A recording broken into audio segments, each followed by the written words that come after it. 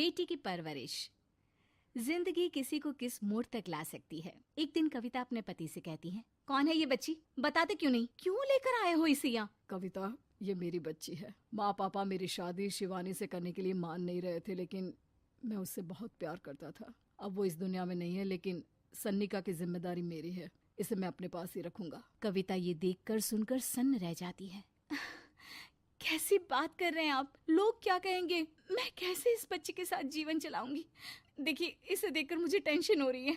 आप इसे ले जाइए यहाँ से। मेरी भी तो बेटी है, मैं उसका हक कैसे मार दूं? दिनेश कविता को किसी तरह समझा लेता है। देखो सन्निका, ये आज से तुम्हारी माँ है, इन्हें तुम्हें माँ कहना है।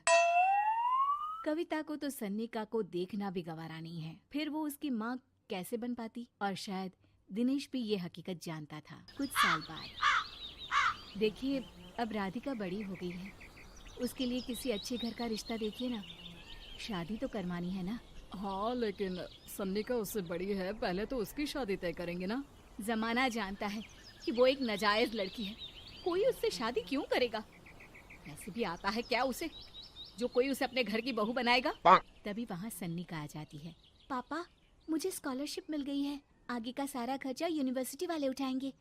मैं कल ही वहाँ हॉस्टल में शिफ्ट हो रही हूँ। लो, सुना दिया ना फैसला। अरे अब क्यों शिफ्ट हो रही हो? पहले ही हो जाती शिफ्ट। दुनिया में यूं कालिक तो ना होती हमारी। क्या यार कविता, एक तो खुशी की बात है कि लड़की को कुछ आगे बढ़ने पढ़ने का मौका मिल रहा है, लेकिन नहीं, तुमको तो केवल ताना मारना ही आता है। जाकर देखो शिवानी क्या कर रही है। अरे हाँ, मैं शिवानी को दूध देना भूल गई, वो कैसे उठेगी? कविता को ये सुनकर गुस्सा आ जाता है।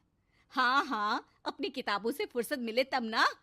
मेरी बेटी ना कुछ खाए ना कुछ पिए, यही तो चाहती हो तुम। सन्निका, जिसने कभी कविता से बात ही नहीं की थी, क्योंकि वो उसे हमेशा कोसती, वो वहाँ से बिना कुछ कहे निकल जाती है।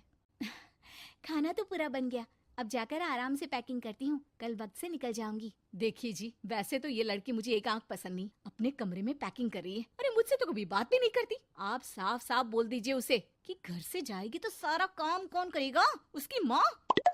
माँ का नाम सुनकर सन्निका भी वहाँ आ जाती है। नहीं, वो कैसे करेंगी, वो तो मर गई है ना। उस मनहूस औरत को मेरे घर में याद करने की कोई जरूरत नहीं है, समझी? वैसे भी ना होते हुए भी तेरी शक्ल में लगता है कि वो हमारे बीच में ही है हमेशा से। तो ठीक है ना, जब जा रही हूँ तो क्यों प्रॉब्लम हो रही है आपको? सन्निका घर से निकल रही थी। कविता ना चाहते हुए भी सन्निका को रोक लेना चाहती थी, और वजह थी सिर्फ उसकी सोशल लाइफ का डिस्टर्ब हो जाना। किटी में कविता की सहेलियाँ कहती हैं, क्या बात है, तू परेशान सी लग रही है, सब ठीक तो है ना? क्या हुआ, उस सन्निका ने फिर कोई तमाशा किया क्या? अरे नहीं नहीं, चली गई, वो तो ऑक्सफोर्ड की कोई NGO है, उसकी स्कॉलरशिप मिली है। मेरा भाई बता रहा था कि उसका तो फ्यूचर ब्राइट है। अरे चल ना, तुझे क्या, तेरा तो पीछा छूटा उससे। अरे कैसे क्या नहीं, घर का सारा काम करती थी। इसकी छोटी बेटी को भी तो उसी ने संभाला था, याद है?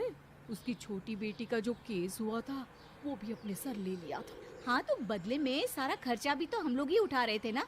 और पता है, वो मुझसे बात भी नहीं करती, जैसे पता नहीं मैं ही उसके माँ के मरने के लिए जिम्मेदार हूँ। अरे खुद को क्यों दोष दे रही है? तूने जो किया शायद कोई नहीं करता। कविता को समझ में नहीं आ रहा था कि उसके साथ ऊपर वाले ने ऐसा क्यों किया। वो शाम को घर आती है। आज तो बहुत खुश होगी तुम, एक बला से छुटकारा मिला ना तुमको। बेचारी की जिंदगी नरक बना कर रखी थी। वो तो कहते हैं ना, ऊपर वाला सब देखता है। देखो, चुन लिया उसने अपना रास्ता। कविता का मन तो करता है कि वो पति को सब कुछ सुना दे, लेकिन सामने सास खड़ी होती है। ये तो है, बेचारे को खाना बनाने से लेकर घर के सारे काम करने पड़ते थे। बाहर का भी कोई काम होता तो वही देखती। अब देखते हैं घर का काम कैसे होता है। तभी कविता की बेटी उसके लिए चाय लेकर आ जाती है। लो माँ चाय, कैसी रही किट्टी? अच्छी थी बेटा, खाने में कुछ बनाया है क्या? हाँ, सन्निका दीदी जैसी ही सब्जी बना दी है, आप रोटी बना लो। और हाँ, कल मैं चली जाऊंगी इलेक्ट्रिक बिल और राशन लाने के लिए। अच्छा अच्छा, पैसे मैं दे दूंगी। सन्नी का कार्ड दे गई है ना? हाँ माँ, एक कार्ड तो देकर गई है। अरे चोर नहीं थी वो, मेरे बेटे का ही खून है।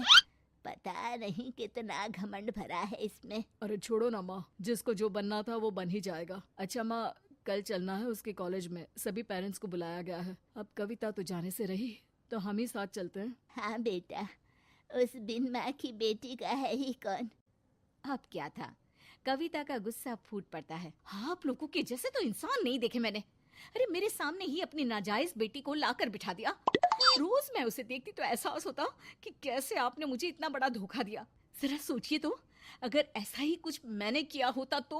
अरे रहने दे, क्या नहीं किया तूने उसके बदले में।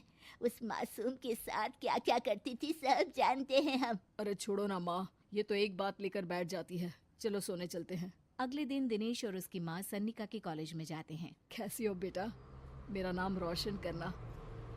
जरूर पापा, ये ले बेटा पैसे रख ले। नहीं, वो कविता ने काट दिया है। अरे बेटा, वो माँ है तुम्हारी, उसका नाम क्यों लेती हो? अरे हटाओ भी, क्या ही क्या है उसने इसके लिए, क्यों माँ बोले। तभी वहाँ सन्निका की टीचर आ जाती हैं। सन्निका की माँ नहीं आई? जी नहीं, वो घर में बेटी है ना, सबका एक साथ आना तो मुमकिन नहीं था। तो उन्हें भेज देते, हम सभी उनसे मिलना चाहते हैं। मानना पड़ेगा, बहुत अच्छी तरह से पाला है उन्होंने अपनी बेटी को।